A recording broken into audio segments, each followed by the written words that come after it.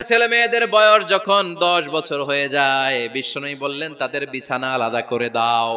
ছেলে এবং মেয়ে বয়স যখন 10 বছর হয়ে গেলে মেয়ে তার বাবার সাথে এক বিছানায় ঘুমাতে পারবে, ছেলে তার মায়ের সাথে এক বিছানায় শুতে পারবে। তাদের বিছানা আলাদা করে দেন। In this time they should have taken some a little bit privacy, একটু প্রাইভেসি দেন ওদেরকে, ওদের প্রাইভেট লাইফ লিড করতে দেন। কিন্তু যতই প্রাইভেট লাইফ লিড করুক, বাবা মা হিসেবে আপনার মনিটরিং থাকার দরকার আছে না নাই? আপনার ছেলে কার সাথে মেশে, আপনার ছেলে কোথায় যায়, কোন কোন চ্যানেল দেখে, অনলাইনে কি ব্রাউজ করে, তাফসীর মাহফিল দেখে নাকি পর্নোগ্রাফি দেখে যৌবনটাকে নষ্ট করে, এটা দেখার দরকার আছে না নাই?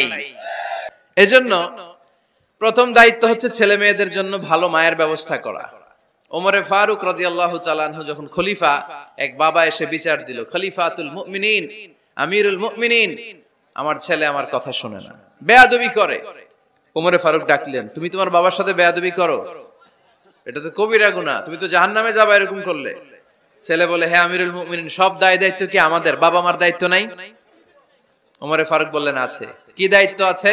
ওমরে ফারুক বললেন, বাবার 3টা দায়িত্ব। নাম্বার 1, আইয়ানতাকিয়া উম্মাহ, বাবা তার ছেলের জন্য ভালো মায়ের ব্যবস্থা করবে। সুবহানাল্লাহ পড়বেন না? আইয়ুহসিনা ইসমা, ভালো নাম রাখবে।